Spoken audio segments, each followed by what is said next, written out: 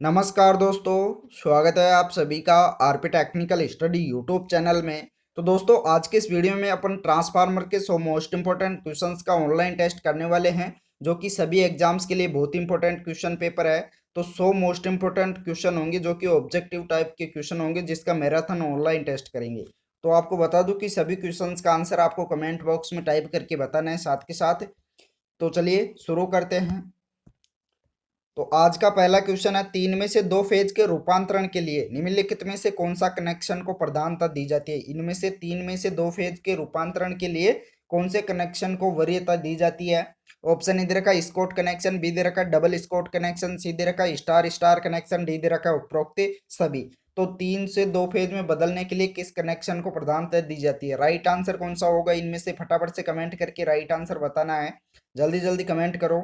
तो दोस्तों, इसका राइट आंसर हो जाएगा स्कॉट कनेक्शन। राइट आंसर होगा ऑप्शन नंबर ये। अगला क्वेश्चन अगला क्वेश्चन दे रखा है, स्कॉट कनेक्शन या टी कनेक्शन में क्या होता है। ऑप्शन ए दे रखा टैपिंग की आवश्यकता नहीं है, बी दे रखा दोनों ट्रांसफार्मर के प्राथमिक 50% टैप होते हैं, सी दे रखा एक ट्रांसफार्मर का प्राथमिक 86% और दूसरा 50% पर टैप होता है, डी दे रखा एक ट्रांसफार्मर का प्राथमिक 50% पर और दूसरा 86% पर टैप होता है। तो इनमें से राइट आंसर कौन सा होगा स्कॉट कनेक्शन के लिए। स्कॉट कनेक्शन व टी कनेक्शन के लिए बताना है, बहुत ही इंपॉर्टेंट क्वेश्चन है।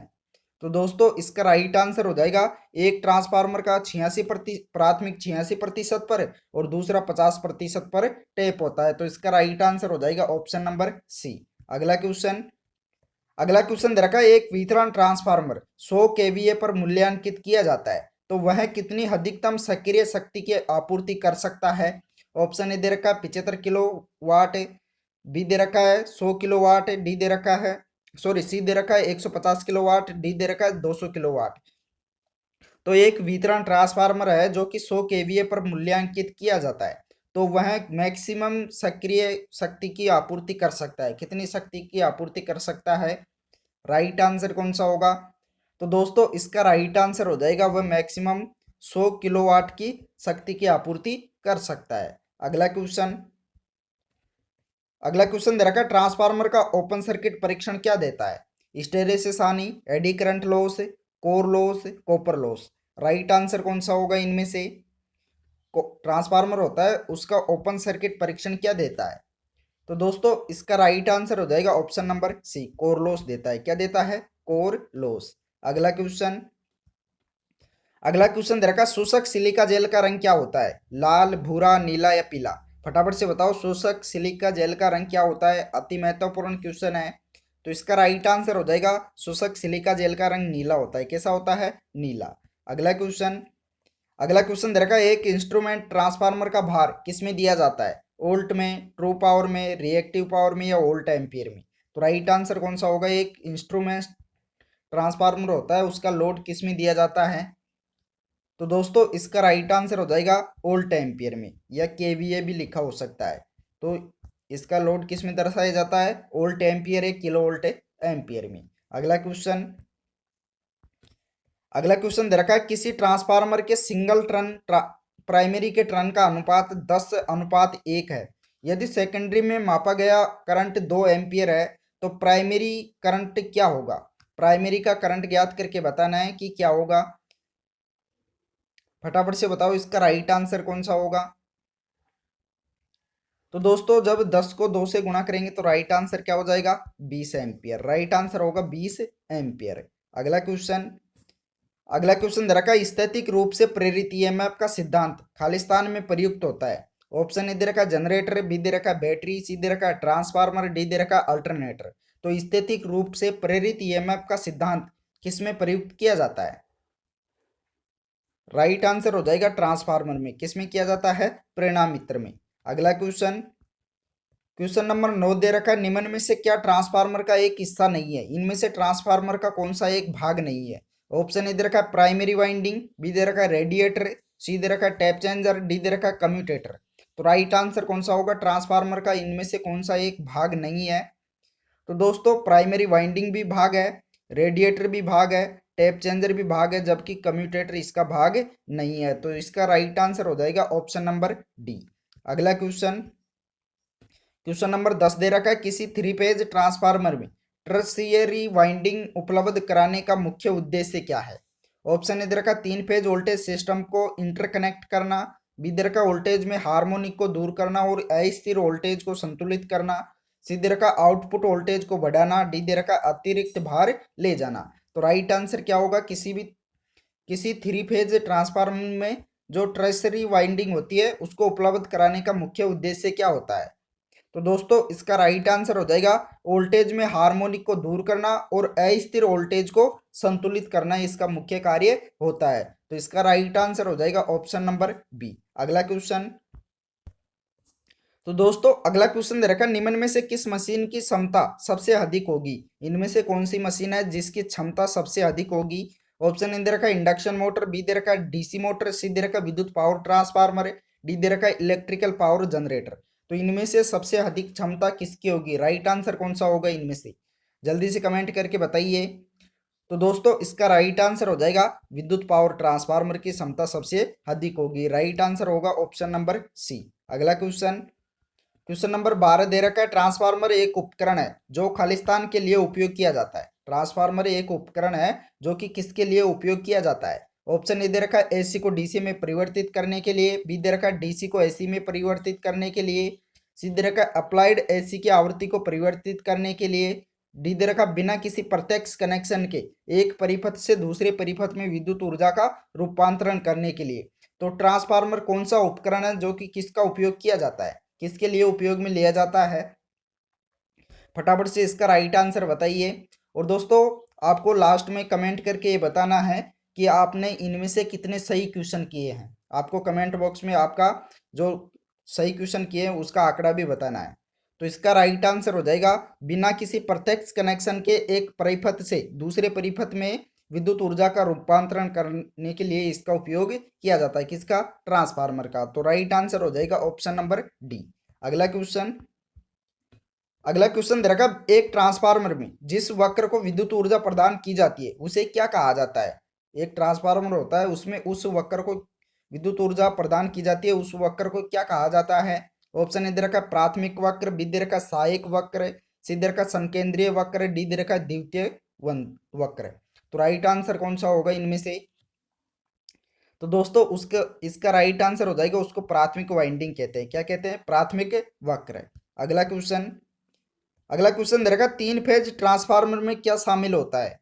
तीन फेज ट्रांसफार्मर होता है उसमें क्या शामिल होता है। ऑप्शन ए दे रखा, एक प्राथमिक और तीन द्वितीय वक्र, बी दे रखा, तीन प्राथमिक और तीन द्वितीय वक्र, सी दे रखा, तीन प्राथमिक और एक द्वितीय वक्र, डी दे रखा, तीन प्राथमिक और दो द्वितीय वक्र।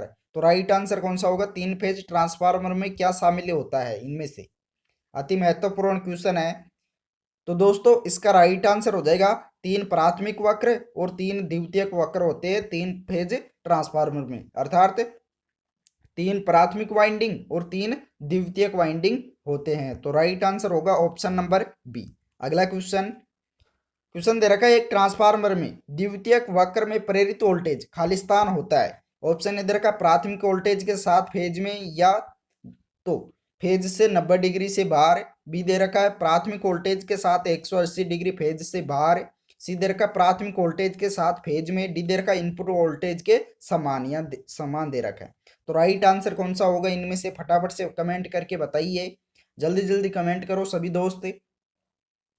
तो दोस्तों इसका राइट आंसर हो जाएगा, प्राथमिक वोल्टेज के साथ 180 डिग्री फेज से बाहर होता है। राइट आंसर होगा ऑप्शन नंबर बी। अगला क्वेश्चन, तीन फेज की आपूर्ति किए किसी भी दो फेज के बीच फेज अंतर क्या होता है, 60 डिग्री, 90 डिग्री, 120 डिग्री या 180 डिग्री। तो तीन फेज की आपूर्ति के लिए किसी भी दो फेज के बीच का फेज अंतर क्या होता है, अति महत्वपूर्ण क्वेश्चन है। तो दोस्तों इसका राइट आंसर हो जाएगा 120 डिग्री होता है। क्या होता है, 120 डिग्री। राइट आंसर होगा ऑप्शन नंबर सी। ट्रांसफार्मर में संरक्षक का क्या कार्य है। एक ट्रांसफार्मर होता है उसमें संरक्षक का मुख्य कार्य क्या होता है। ऑप्शन ए दे रखा, टैंक में नमी के प्रभाव को रोकना, बी दे रखा, टैंक में वायु के प्रभाव को रोकना, सी दे रखा है शक्ति कारक में सुधार करना, डी दे रखा है वायु बाहरी वायु के संपर्क में आए बिना तेल के विस्तार और संकुचन का ध्यान रखना। तो राइट आंसर कौन सा होगा, संरक्षक का मुख्य कार्य क्या होता है। तो दोस्तों इसका राइट आंसर हो जाएगा भारी वायु के संपर्क में आए बिना तेल के विस्तार और संकुचन का ध्यान रखना होता है। तो राइट आंसर होगा ऑप्शन नंबर डी। अगला क्वेश्चन, अगला क्वेश्चन दे रखा ट्रांसफार्मर को ठंडा करने के लिए क्या आवश्यक है। ऑप्शन ए दे रखा दक्षता बढ़ाने, हानियां कम करने, ऊष्मा विसरित करने या हमिंग कम करने। तो ट्रांसफार्मर को ठंडा करने किसके लिए आवश्यक होता है। इसका राइट आंसर हो जाएगा ऊष्मा को विसरित करने के लिए। राइट आंसर होगा ऑप्शन नंबर सी। अगला क्वेश्चन, ट्रांसफार्मर में रेडिएटर नलिया या मिसप्रिंट है नलिया है। तो ट्रांसफार्मर में रेडिएटर नलियों का क्या कार्य होता है। ऑप्शन इधर का पृष्ठ क्षेत्रफल बढ़ाना, बी इधर का विद्युत गुणांक बढ़ाना, सी इधर का आयरन हानि कम करना, डी इधर का ट्रांसफार्मर टैंक को मजबूत बनाना। तो राइट आंसर क्या होगा इनमें से, ट्रांसफार्मर में रेडिएटर नलियों का क्या कार्य होता है। फटाफट से कमेंट करके बताइए राइट आंसर कौन सा होगा इनमें से। तो दोस्तों इसका राइट आंसर हो जाएगा पृष्ठ क्षेत्रफल बढ़ाना। राइट आंसर होगा ऑप्शन नंबर ये। अगला क्वेश्चन, अगला क्वेश्चन देखा म्यूचुअल इंडक्टेंस मापा जाता है हेनरीज में, ओम में, एम्पियर में या वोल्ट में। तो म्यूचुअल इंडक्टेंस होता है वह किस में मापा जाता है। राइट आंसर कौन सा होगा इनमें से। तो दोस्तों म्यूचुअल इंडक्टेंस अर्थात अनोन्य प्रेरण, इसको क्या कहते हैं, अनोन्य प्रेरण भी कह सकते हैं। तो अनोन्य प्रेरण होता है, इसको हेनरीज में मापा जाता है। किस में मापते हैं, हेनरी में। अगला क्वेश्चन, अगला क्वेश्चन देखा माध्यमिक आवृत्ति वाले ट्रांसफार्मर में खालिस्तान इस्तेमाल किया जाता है। ऑप्शन इधर का फेरेट कोर, बी इधर का वायु कोर, सी इधर का आयरन कोर, डी इधर का कॉपर कोर। तो माध्यमिक आवृत्ति वाले ट्रांसफार्मर होते हैं उसमें कौन सी कोर इस्तेमाल किया जाता है। राइट आंसर हो जाएगा फेरेट कोर। राइट आंसर होगा ऑप्शन नंबर ये। अगला क्वेश्चन, ट्रांसफार्मर पर नो लोड परीक्षण क्या निश्चित करने के लिए किया जाता है। मैग्नेटाइजिंग करंट, आयरन लॉस, ये वो भी दोनों, या कॉपर लॉस। तो ट्रांसफार्मर पर नो लोड परीक्षण क्या निश्चित करने के लिए किया जाता है, अति महत्वपूर्ण क्वेश्चन है। तो दोस्तों इसका राइट आंसर हो जाएगा मैग्नेटाइजिंग करंट व आयरन लॉस दोनों के लिए किया जाता है। राइट आंसर होगा ऑप्शन नंबर सी। अगला क्वेश्चन, अगला क्वेश्चन देखा निम्न में से किसे घटाने के लिए किसी ट्रांसफार्मर के कोर को लेमिनेटेड किया जाता है। ऑप्शन इधर का एडी करंट लॉस के लिए, बी इधर का हिस्टैरिसीस लॉस के लिए, सी इधर का कॉपर लॉस, डी इधर का आयरन लॉस। तो निम्न में से किसे घटाने के लिए ट्रांसफार्मर के कोर को लेमिनेटेड किया जाता है, किसको घटाने के लिए करते हैं। तो राइट आंसर हो जाएगा एडी करंट लॉस को। राइट आंसर होगा ऑप्शन नंबर ये। अगला क्वेश्चन, क्वेश्चन नंबर 24 दे रखा है किसी ट्रांसफार्मर में ब्रीदर का क्या फंक्शन है। किसी भी ट्रांसफार्मर में ब्रीदर का क्या फंक्शन है। ऑप्शन ए दे रखा जब बाह्य वायु ट्रांसफार्मर में प्रवेश करती है तब नमी के प्रवाह को रोकना। ऑप्शन बी दे रखा है ट्रांसफार्मर के तेल को फिल्टर करना। सी दे रखा वाइंडिंग के लिए कूलिंग वायु उपलब्ध कराना। डी दे रखा कूलिंग ऑयल के लिए ऑक्सीजन उपलब्ध कराना। तो किसी भी ट्रांसफार्मर में ब्रीदर का क्या कार्य होता है, अर्थात ब्रीदर का फंक्शन बताना है। अति महत्वपूर्ण क्वेश्चन है। तो दोस्तों इसका राइट आंसर हो जाएगा जब बाह्य वायु ट्रांसफार्मर में प्रवेश करती है तब नमी के प्रवाह को रोकने का कार्य करता है कौन, ब्रीदर। तो राइट आंसर होगा ऑप्शन नंबर ये। अगला क्वेश्चन, अगला क्वेश्चन दे रखा ट्रांसफार्मर के चुंबकीय फ्रेम में होने वाले हिस्टैरिसीस नुकसान खालिस्तान पर निर्भर करता है।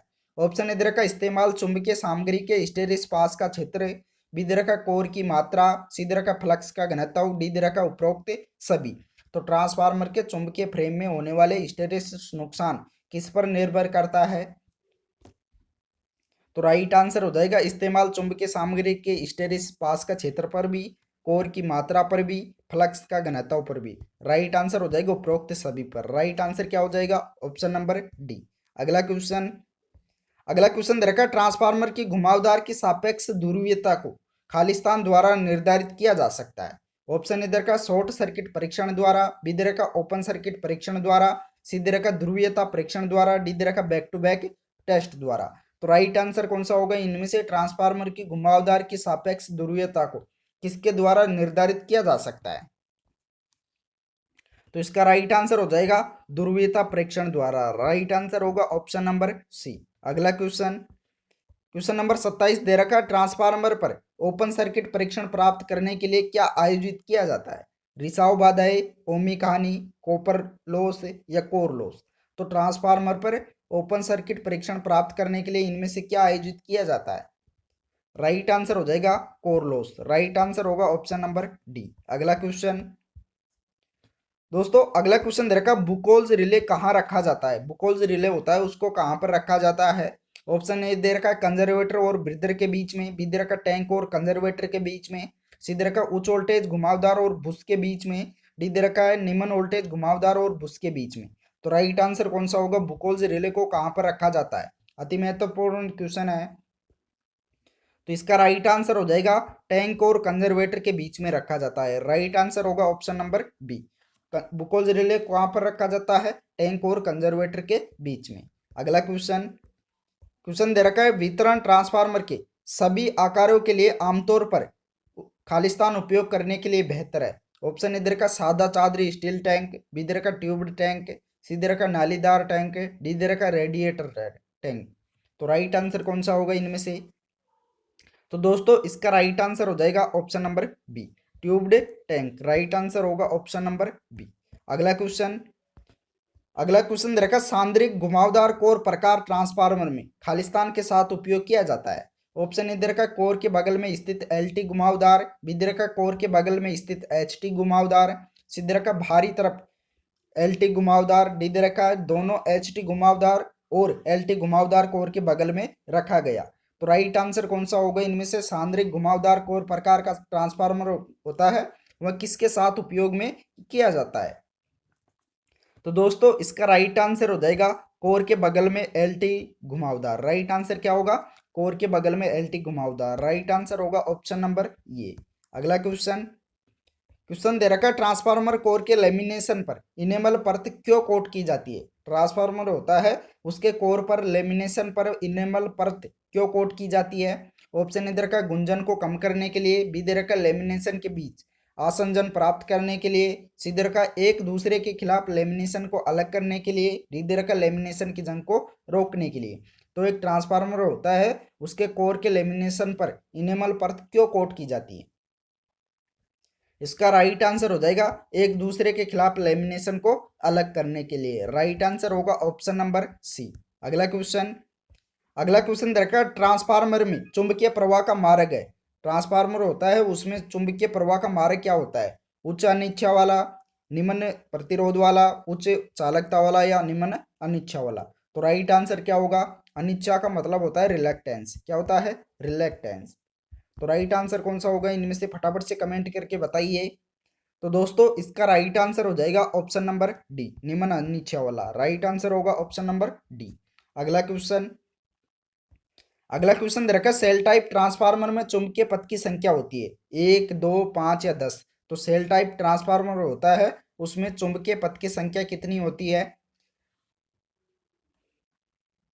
तो दोस्तों इसका राइट आंसर हो जाएगा सेल टाइप में 2 होती है। राइट आंसर होगा ऑप्शन नंबर बी। अगला क्वेश्चन दे रखा है, एक आइसोलेशन ट्रांसफार्मर में प्राइमरी से सेकेंडरी टर्न्स का अनुपात क्या होता है? एक आइसोलेशन ट्रांसफार्मर होता है उसमें प्राइमरी से सेकेंडरी टर्न्स का अनुपात क्या होता है? ऑप्शन ए दे रखा 1:2, बी दे रखा 2:1, सी दे रखा 1:1, डी दे रखा 2:2। तो राइट आंसर कौन सा होगा इनमें से? तो दोस्तों आइसोलेशन ट्रांसफार्मर के लिए प्राइमरी से सेकेंडरी टर्न्स का अनुपात 1:1 होता है। कितना होता है? 1:1।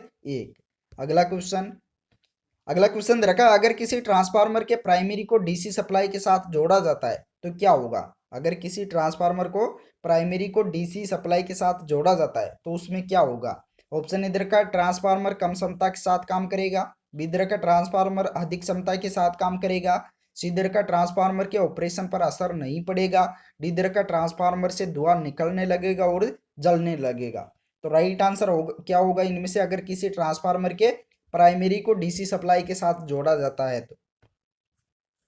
तो दोस्तों इसका राइट आंसर हो जाएगा ट्रांसफार्मर से धुआं निकलने लगेगा और ट्रांसफार्मर जल जाएगा। तो राइट आंसर होगा ऑप्शन नंबर डी।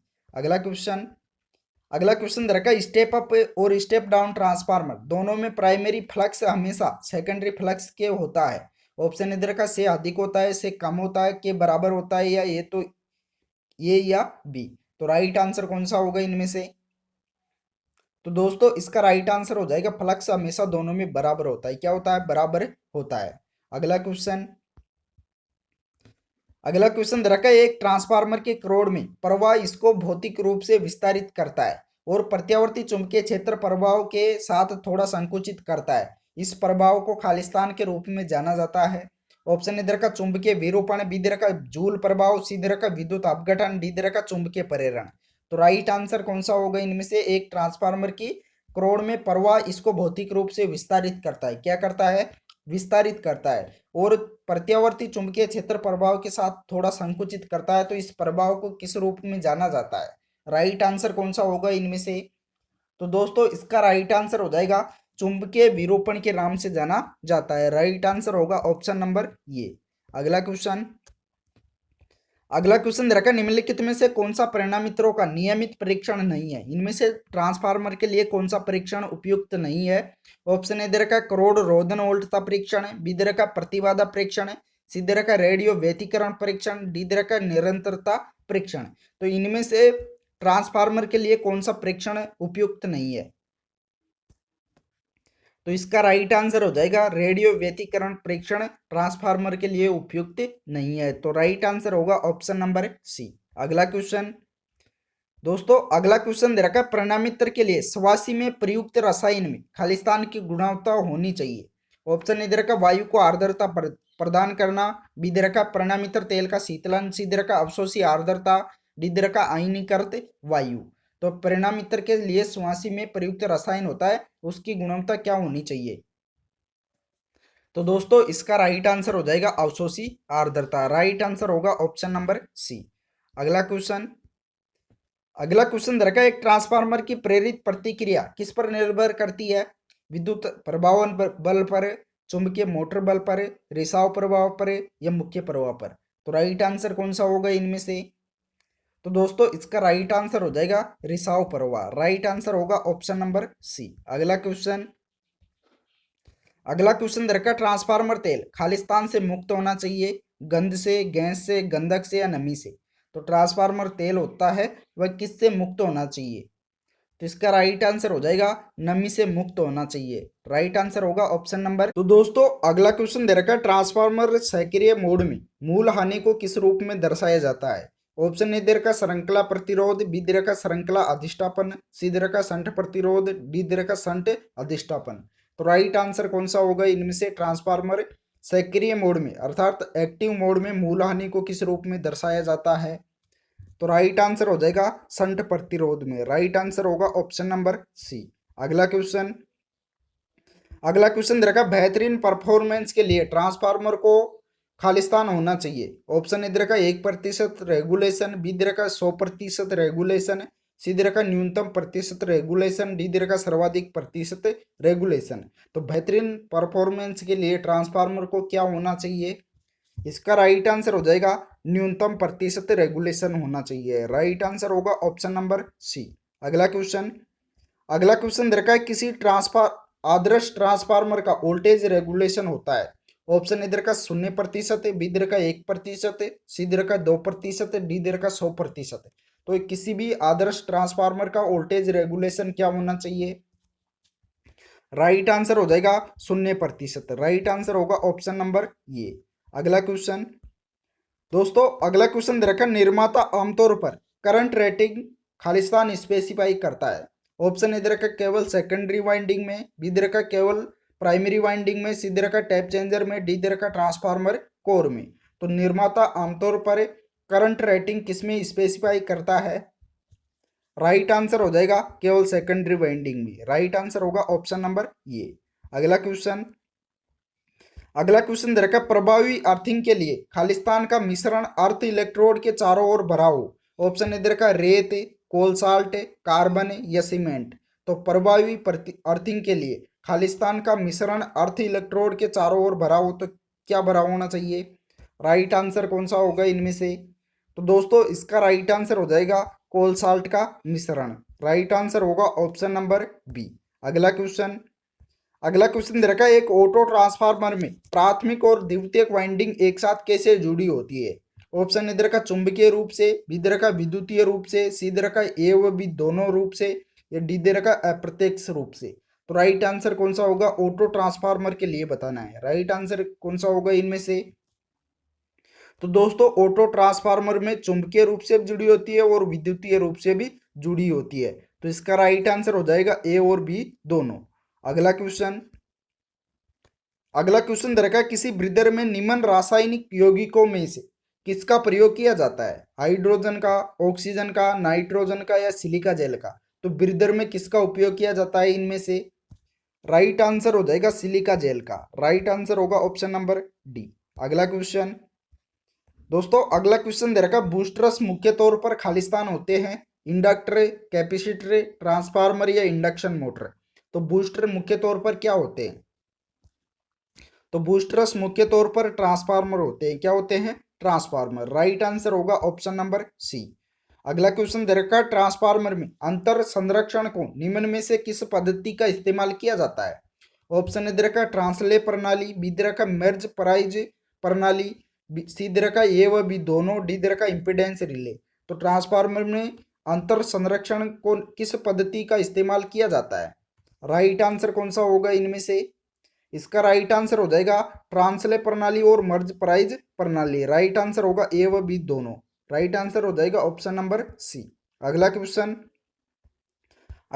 दे रखा, ट्रांसफार्मर की पूर्ण दिवस क्षमता मुख्यतः किस पर निर्भर करती है, लोहानी, भार की मात्रा, भार की अवधि, बी व सी दोनों। तो राइट आंसर कौन सा होगा, पूर्ण दिवस क्षमता मुख्यतः किस पर निर्भर करती है। तो राइट आंसर हो जाएगा बी व सी दोनों पर, अर्थात भार की मात्रा पर भी व भार की अवधि पर भी। राइट आंसर होगा ऑप्शन नंबर डी। अगला क्वेश्चन दे रखा, बुकोल्स रिले एक संचालित रिले किस पर संचालित रिले होती है, गैस पर, भंवर धारा पर, विद्युत चुंबकीय प्रेरण पर या स्थिर विद्युत प्रेरण पर। तो राइट आंसर कौन सा होगा इनमें से। तो बुकोल्स रिले होती है वह गैस संचालित रिले होती है। किस पर संचालित होती है, गैस पर। अगला क्वेश्चन दे रखा, ट्रांसफार्मर को ठंडा करना किसके लिए आवश्यक है, ऊष्मा विसरित करने के लिए, दक्षता बढ़ाने के लिए, हानियां कम करने के लिए, हमिंग कम करने के लिए। तो ट्रांसफार्मर को ठंडा करना किसके लिए आवश्यक होता है। तो राइट आंसर हो जाएगा ऊष्मा को विसरित करने के लिए आवश्यक होता है। राइट आंसर होगा ऑप्शन नंबर ये। अगला क्वेश्चन दोस्तों, अगला क्वेश्चन दे रखा है, किसी ट्रांसफार्मर में उत्पन्न हुई ध्वनि को क्या नाम दिया जाता है। ट्रांसफार्मर में उत्पन्न हुई ध्वनि को क्या नाम दिया जाता है, हम की ध्वनि, झूम ध्वनि, बज ध्वनि या रिंगिंग ध्वनि। तो राइट आंसर कौन सा होगा इनमें से। तो इसका राइट आंसर हो जाएगा, उसे हम के नाम से जाना जाता है। राइट आंसर होगा ऑप्शन नंबर ये। अगला क्वेश्चन तो दोस्तों, अगला क्वेश्चन दे रखा, पोटेंशियल ट्रांसफार्मर में मापने वाला यंत्र किससे जुड़ा होता है। ऑप्शन ए दे रखा प्राथमिक वाइंडिंग, बी दे रखा माध्यमिक वाइंडिंग, सी दे रखा उच्च वोल्टेज वाइंडिंग, डी दे रखा सिंगल वाइंडिंग। तो राइट आंसर कौन सा होगा इनमें से। ऑप्शन में से करेक्ट आंसर आपको कमेंट बॉक्स में टाइप करके बताना है। तो फटाफट से बताओ इसका राइट आंसर कौन सा होगा। तो दोस्तों इसका राइट आंसर हो जाएगा ऑप्शन नंबर बी, माध्यमिक वाइंडिंग से। राइट आंसर होगा ऑप्शन नंबर बी। अगला क्वेश्चन दे रखा है, करंट ट्रांसफार्मर का द्वितीयक खालिस्तान का होगा, मोटी गेज के अधिक मोड, बी दे रखा पतली गेज के कम मोड, सी दे रखा पतली गेज के अधिक मोड, डी दे रखा मोटी गेज के कम मोड। तो करंट ट्रांसफार्मर होता है उसका द्वितीयक किसका होता है। तो राइट आंसर हो जाएगा पतली गेज के अधिक मोड होते हैं। राइट आंसर होगा ऑप्शन नंबर सी। अगला क्वेश्चन दे रखा है, ट्रांसफार्मर में हिस्टैरिसीस हानि उचित का प्रयोग करके कम की जा सकती है, कुंडलियों की संख्या, लोड, कोर का पदार्थ या लेमिनेशन की मोटाई। तो ट्रांसफार्मर में हिस्टैरिसीस हानि किसका उपयोग करके कम किया जा सकता है। राइट आंसर होगा कोर का पदार्थ। करेक्ट आंसर होगा ऑप्शन नंबर सी। अगला क्वेश्चन दे रखा है, ट्रांसफार्मर में कोर के चुंबकीयकरण परिवर्तन के कारण निम्न में से कौन सी हानियां होती है। ऑप्शन दे रखा copper loss, eddy current loss, hysteresis loss, history loss. Right answer कौन सा होगा इनमें से, फटाफट से कमेंट करके बताइए। तो दोस्तों इसका राइट आंसर हो जाएगा हिस्टैरिसीस लॉस। राइट आंसर होगा ऑप्शन नंबर सी। अगला क्वेश्चन नंबर 60 दे रखा, पोटेंशियल ट्रांसफार्मर को खालिस्तान ट्रांसफार्मर माना जा सकता है। Auto transformer, iron core, voltage transformer या करंट ट्रांसफार्मर। तो पोटेंशियल ट्रांसफार्मर होता है उसको कौन सा ट्रांसफार्मर माना जा सकता है? तो इसका राइट आंसर हो जाएगा उसे वोल्टेज ट्रांसफार्मर माना जा सकता है। राइट आंसर होगा ऑप्शन नंबर सी। अगला क्वेश्चन दे रखा है, तेल का प्रकार जो ट्रांसफार्मर के तेल के लिए उपयुक्त होता है वह कौन सा है? मिनरल तेल, फर्नेस तेल, वनस्पति तेल, खाना पकाने वाला तेल। तो राइट आंसर कौन सा होगा इस इनमें से? तो दोस्तों इसका राइट आंसर हो जाएगा मिनरल तेल। राइट आंसर होगा ऑप्शन नंबर ये। अगला क्वेश्चन नंबर 62 दे रखा है, ट्रांसफार्मर का आउटपुट वोल्टेज इनपुट वोल्टेज से अधिक होने पर ट्रांसफार्मर को क्या कहा जाएगा? ऑप्शन ए दे रखा स्टेप अप ट्रांसफार्मर, बी दे रखा स्टेप डाउन ट्रांसफार्मर, सी दे रखा ऑयल कूल्ड ट्रांसफार्मर, डी दे रखा एयर कोर ट्रांसफार्मर। तो ट्रांसफार्मर का आउटपुट वोल्टेज इनपुट वोल्टेज से अधिक होने पर उस ट्रांसफार्मर को क्या कहा जाएगा? राइट आंसर क्या होगा? तो दोस्तों इसका राइट आंसर हो जाएगा उसे स्टेप अप ट्रांसफार्मर कहा जाएगा। राइट आंसर होगा ऑप्शन नंबर ये। अगला क्वेश्चन दे रखा है, निम्न में से कौन से ट्रांसफार्मर में टर्शियरी वाइंडिंग प्रयुक्त की जाती है? स्टार डेल्टा में, स्टार स्टार में, डेल्टा डेल्टा में या डेल्टा स्टार में। तो इनमें से कौन सा ऑप्शन राइट आंसर होगा? फटाफट से बताओ कौन सा ट्रांसफार्मर है जिसमें टर्शियरी वाइंडिंग प्रयुक्त की जाती है? तो राइट आंसर हो जाएगा स्टार स्टार ट्रांसफार्मर में। राइट आंसर होगा ऑप्शन नंबर बी। अगला क्वेश्चन दे रखा है, एक ट्रांसफार्मर में गुंजन की आवाज मुख्यतः किस कारण से होती है? मैग्नेटो स्ट्रिक्शन के कारण, यांत्रिक कंपन के कारण, ट्रांसफार्मर में ऑयल के कारण या लोड बदलता है। तो ट्रांसफार्मर होता है उसमें गुंजन की आवाज मुख्यतः किस कारण से होती है? फटाफट से बताओ इसका राइट आंसर कौन सा होगा इनमें से? तो दोस्तों इसका राइट आंसर हो जाएगा जो ट्रांसफार्मर होता है उसमें जो गुंजन की आवाज होती है वह मुख्यतः मैग्नेटो स्ट्रिक्शन के कारण होती है। किसके कारण होती है? मैग्नेटो स्ट्रिक्शन के कारण। तो राइट आंसर हो जाएगा ऑप्शन नंबर ये। अगला क्वेश्चन दे रखा है, घरों को बिजली की अपेक्षाकृत कम मात्रा की आपूर्ति करने के लिए निम्नलिखित में से कौन सा ट्रांसफार्मर प्रयुक्त किया जाता है? ऑप्शन ए दे रखा है रेक्टिफायर ट्रांसफार्मर, बी दे रखा है पावर ट्रांसफार्मर, सी दे रखा है पोल टाइप डिस्ट्रीब्यूशन ट्रांसफार्मर, डी दे रखा आइसोलेशन ट्रांसफार्मर। तो घरों को बिजली की कम सप्लाई प्रदान करने के लिए कौन से ट्रांसफार्मर का उपयोग किया जाता है इनमें से? इसका राइट आंसर हो जाएगा पोल टाइप डिस्ट्रीब्यूशन ट्रांसफार्मर का। राइट आंसर होगा ऑप्शन नंबर सी। अगला क्वेश्चन दे रखा है, एक ट्रांसफार्मर में विद्युत शक्ति को एक सर्किट से दूसरे सर्किट में किससे परिवर्तित किए बिना स्थानांतरित किया जाता है? ऑप्शन ए दे रखा वोल्टेज, बी दे रखा करंट, सी दे रखा फ्रीक्वेंसी, डी दे रखा टर्न्स। तो राइट आंसर कौन सा होगा इनमें से? फटाफट से बताओ कमेंट करके। इसका राइट आंसर हो जाएगा फ्रीक्वेंसी। राइट आंसर होगा ऑप्शन नंबर सी। अगला क्वेश्चन दे रखा लोडिंग स्थितियों के अंतर्गत दो समरूप ट्रांसफार्मरों की दक्षता को किसके द्वारा निर्धारित किया जा सकता है? ऑप्शन ए दे रखा शॉर्ट सर्किट परीक्षण है, बी दे रखा ओपन सर्किट परीक्षण है, सी दे रखा डाई इलेक्ट्रिक परीक्षण, डी दे रखा बैक टू बैक परीक्षण। तो लोडिंग स्थितियों के अंतर्गत दो समरूप ट्रांसफार्मरों की दक्षता को किसके द्वारा निर्धारित किया जा सकता है? राइट आंसर कौन सा होगा इनमें से? तो दोस्तों जो दो समरूप ट्रांसफार्मरों की दक्षता को किसके द्वारा निर्धारित करेंगे? बैक टू बैक परीक्षण के द्वारा। तो राइट आंसर होगा ऑप्शन नंबर डी। अगला क्वेश्चन दे रखा, निम्न में से किस ट्रांसफार्मर में टैप चेंजर होता है? इनमें से कौन सा ट्रांसफार्मर है जिसमें टैप चेंजर होता है? करंट ट्रांसफार्मर में, पोटेंशियल ट्रांसफार्मर में, पावर ट्रांसफार्मर में या डिस्ट्रीब्यूशन ट्रांसफार्मर में। तो किसमें टैप चेंजर होता है इनमें से? इसका राइट आंसर हो जाएगा डिस्ट्रीब्यूशन ट्रांसफार्मर में टैप चेंजर होता है। तो राइट आंसर होगा ऑप्शन नंबर डी। तो दोस्तों अगला क्वेश्चन दे रखा है, एक ट्रांसफार्मर के लिए डेल्टा कनेक्शन के मामले में फेज वोल्टेज लाइन वोल्टेज के कितना गुना के बराबर होता है? ऑप्शन ए दे रखा है 1, बी दे रखा है 2, सी दे रखा है 3, डी दे रखा है 4। तो एक ट्रांसफार्मर होता है जिसमें डेल्टा कनेक्शन दे रखा है। क्या दे रखा है? डेल्टा कनेक्शन दे रखा है। तो उसमें फेज वोल्टेज होता है वह लाइन वोल्टेज के कितना गुना के बराबर होता है? राइट आंसर कौन सा होगा इनमें से? तो दोस्तों इसका राइट आंसर हो जाएगा डेल्टा कनेक्शन में फेज वोल्टेज और लाइन वोल्टेज बराबर होता है। क्या होता है? दोनों बराबर होता है। तो इसका राइट आंसर हो जाएगा 1 गुना के बराबर होता है। राइट आंसर होगा ऑप्शन नंबर ये। अगला क्वेश्चन, अगला क्वेश्चन दे रखा है किसी सब स्टेशन में एक ट्रांसफार्मर के लिए कितने न्यूट्रल अर्थ पिट्स होते हैं? ऑप्शन दे रखा है 1, बी दे रखा है 2, सी दे रखा है 3, डी दे रखा है 4। तो किसी भी सब स्टेशन में एक ट्रांसफार्मर के लिए कितने न्यूट्रल अर्थ पिट्स होते हैं? तो राइट आंसर हो जाएगा 3 न्यूट्रल अर्थ पिट्स होते हैं। राइट आंसर होगा ऑप्शन नंबर सी। अगला क्वेश्चन, अगला क्वेश्चन दे रखा ट्रांसफार्मर के तेल की डाइलेक्ट्रिक शक्ति से खालिस्तान की आशा की जा सकती है। ऑप्शन ए दे रखा 33 केवी, बी दे रखा 330 केवी, सी दे रखा 3300 केवी, डी दे रखा 3.3 केवी। तो राइट आंसर कौन सा होगा इनमें से? ट्रांसफार्मर की तेल की डाइलेक्ट्रिक शक्ति कितनी हो सकती है? तो दोस्तों इसका राइट आंसर हो जाएगा 33 केवी। राइट आंसर होगा ऑप्शन नंबर ये। अगला क्वेश्चन, अगला क्वेश्चन दे रखा है ट्रांसफार्मर पर ओपन सर्किट टेस्ट क्या निर्धारित करने के लिए आयोजित किया जाता है? ऑप्शन ए दे रखा है कोर हानि, बी दे रखा है हिस्टैरिसीस हानि, सी दे रखा है कॉपर हानि, डी दे रखा है एडी करंट हानि। तो ट्रांसफार्मर होता है उस पर ओपन सर्किट टेस्ट क्या निर्धारित करने के लिए किया जाता है? तो राइट आंसर हो जाएगा कोर हानि। राइट आंसर क्या होगा? ऑप्शन नंबर ये।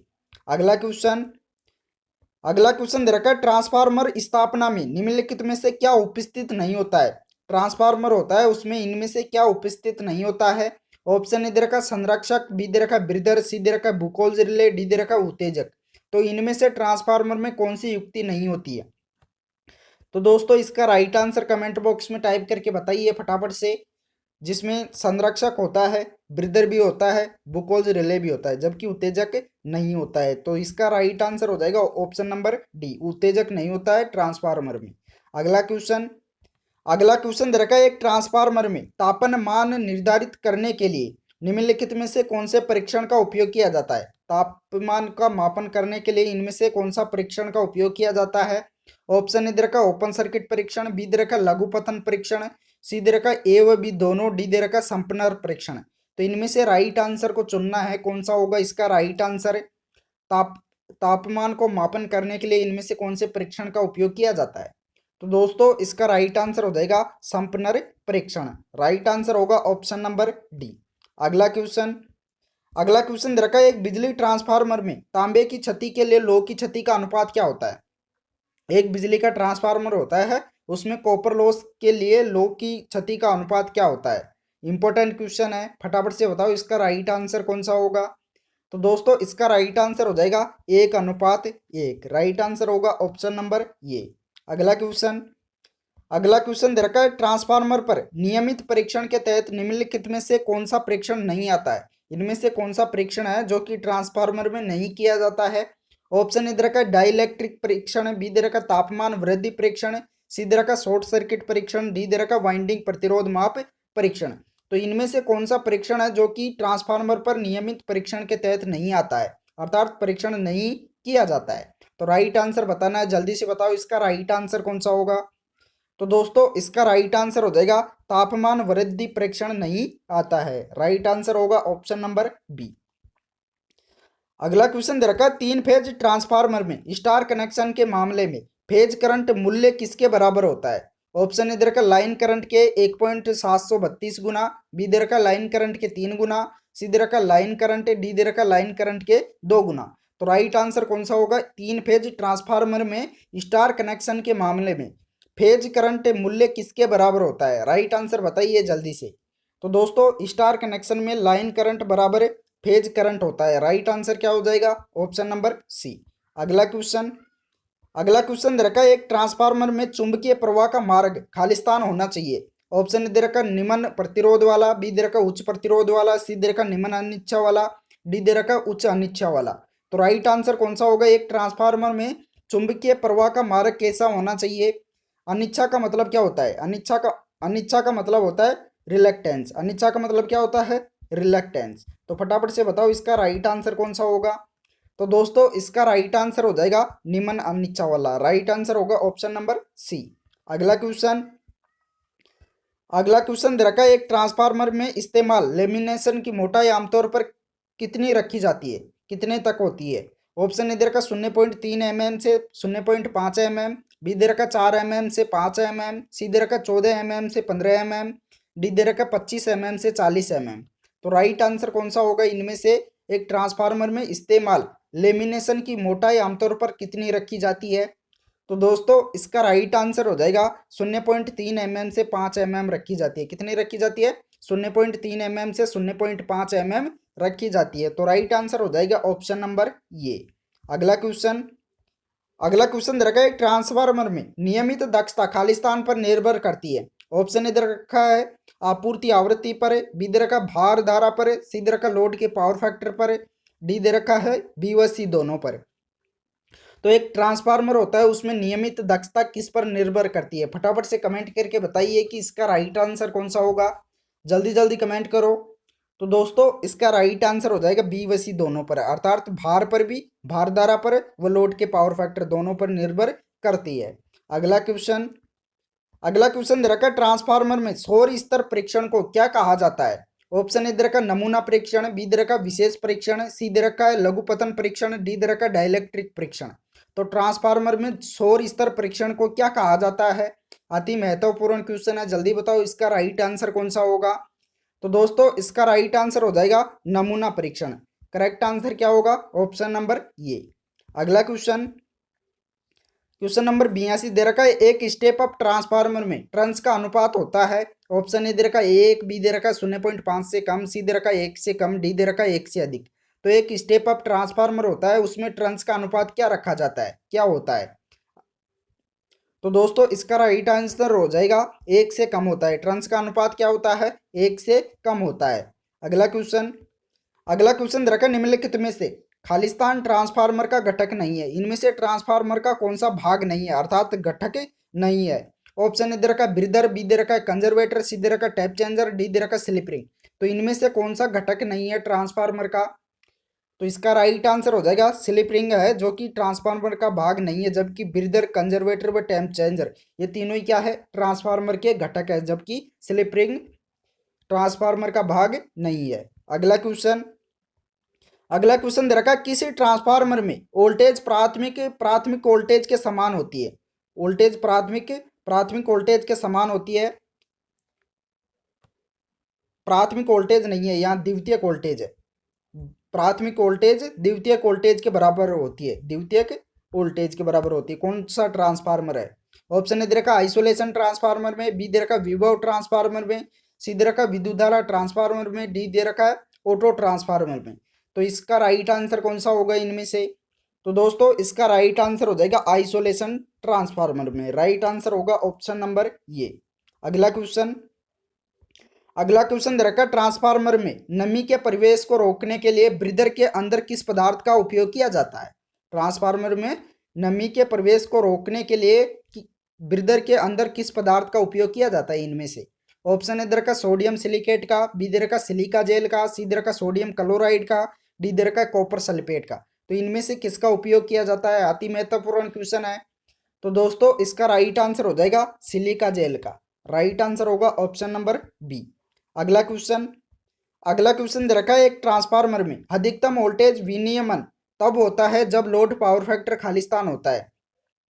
ऑप्शन ए दे रखा लीकेज इंपीडेंस कौन से कम है, बी दे रखा लीकेज इंपीडेंस कौन से अधिक है, सी दे रखा लीकेज इंपीडेंस कौन के बराबर है, डी दे रखा इकाई। तो राइट आंसर कौन सा होगा? एक ट्रांसफार्मर में अधिकतम वोल्टेज विनियमन तब होता है जब लोड पावर फैक्टर क्या होता है? तो दोस्तों इसका राइट आंसर हो जाएगा लीकेज इंपीडेंस कोण के बराबर होता है। राइट आंसर होगा ऑप्शन नंबर सी। अगला क्वेश्चन दे रखा है ट्रांसफार्मर पर ओपन सर्किट करने का मुख्य उद्देश्य इसका कौन सा मापन करना है? ऑप्शन ए दे रखा कॉपर लॉस, बी दे रखा आयरन लॉस, सी दे रखा इंसुलेशन प्रतिरोध, डी दे रखा उपरोक्त सभी। तो ट्रांसफार्मर पर ओपन सर्किट करने का मुख्य उद्देश्य कौन सा मापन करना है? तो इसका राइट आंसर हो जाएगा आयरन लॉस। राइट आंसर होगा ऑप्शन नंबर बी। अगला क्वेश्चन दे रखा है एक ट्रांसफार्मर के प्राइमरी साइड पर प्रति टर्न वोल्टेज किसके रूप में दिया जाता है? ऑप्शन ए दे रखा V1/N1, बी दे रखा N1/V1, सी दे रखा V2/N2, डी दे रखा N2/V2। तो राइट आंसर कौन सा होगा? एक ट्रांसफार्मर में प्राइमरी साइड पर प्रति टर्न्स वोल्टेज किस रूप में दिया जाता है? तो राइट आंसर कौन सा होगा? तो दोस्तों इसका राइट आंसर हो जाएगा प्राइमरी वोल्टेज बटे प्राइमरी टर्न्स की संख्या होता है। राइट आंसर होगा ऑप्शन नंबर ये।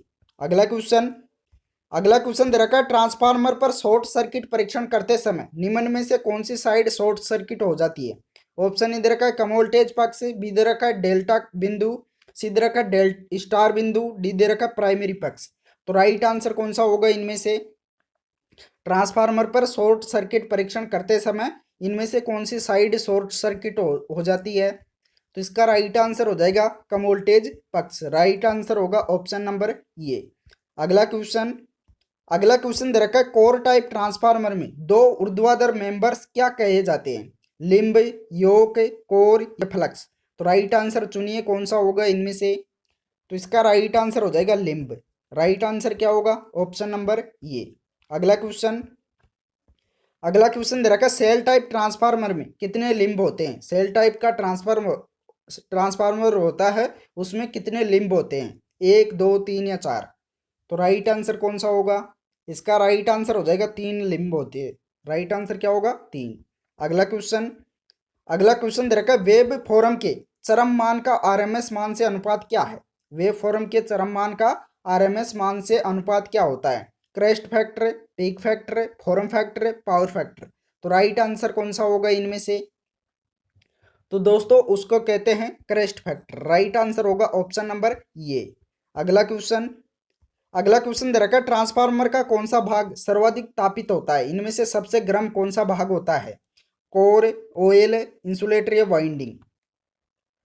तो राइट आंसर कौन सा होगा? तो दोस्तों ट्रांसफार्मर का सर्वाधिक गर्म होने वाला भाग होता है वाइंडिंग। राइट आंसर होगा ऑप्शन नंबर डी। अगला क्वेश्चन दे रखा है, ट्रांसफार्मर के खालिस्तान को निर्धारित करने के लिए ओपन सर्किट परीक्षण किया जाता है। एडी करंट हानि को, कॉपर लॉस को, फ्रिक्शन हानि को या पावर हानि को। तो ट्रांसफार्मर के खालिस्तान को निर्धारित करने के लिए ओपन सर्किट परीक्षण किया जाता है। किसके लिए करते हैं? तो दोस्तों इसका राइट आंसर हो जाएगा एडी करंट हानि के लिए। राइट आंसर होगा ऑप्शन नंबर ये।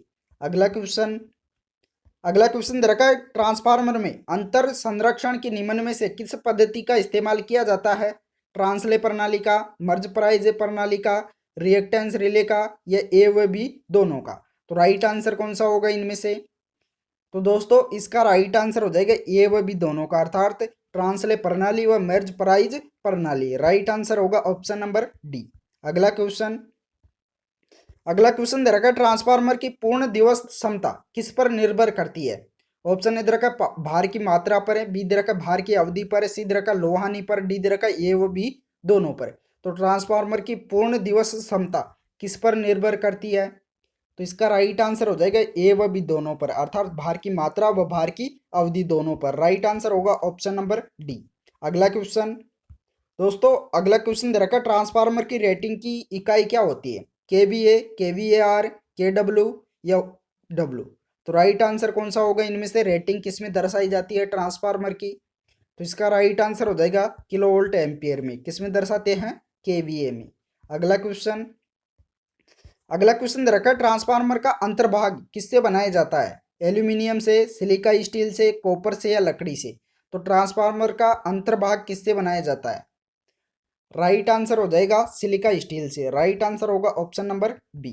अगला क्वेश्चन दे रखा है, ट्रांसफार्मर की क्षमता किस पर निर्भर करती है? पावर ट्रांसफार्मर होता है, उसकी क्षमता खालिस्तान पर निर्भर करती है। 25%, 50%, 98% या 100%। राइट आंसर हो जाएगा 98%। राइट आंसर होगा ऑप्शन नंबर सी। और इस वीडियो का लास्ट क्वेश्चन है, ट्रांसफार्मर में चुंबकीय कोर का उपयोग करने का मुख्य उद्देश्य क्या है? ट्रांसफार्मर में चुंबकीय कोर का उपयोग करने का मुख्य उद्देश्य क्या होता है? ऑप्शन ए दे रखा है एडी करंट के प्रवाह के नुकसान को रोकता है, बी दे रखा है सामान्य चुंबकीय प्रवाह पथ के अभाव को कम करता है, सी दे रखा है सामान्य चुंबकीय प्रवाह पथ के अभाव को बढ़ाता है, डी दे रखा है लोह के नुकसान को कम करता है। तो एक ट्रांसफार्मर में चुंबकीय कोर का उपयोग करने का मुख्य उद्देश्य क्या होता है? फटाफट से कमेंट करके बताइए। तो दोस्तों इसका राइट आंसर हो जाएगा सामान्य चुंबकीय प्रवाह पथ के अभाव को कम करता है। तो राइट आंसर होगा ऑप्शन नंबर बी। तो दोस्तों इस वीडियो में इतना ही।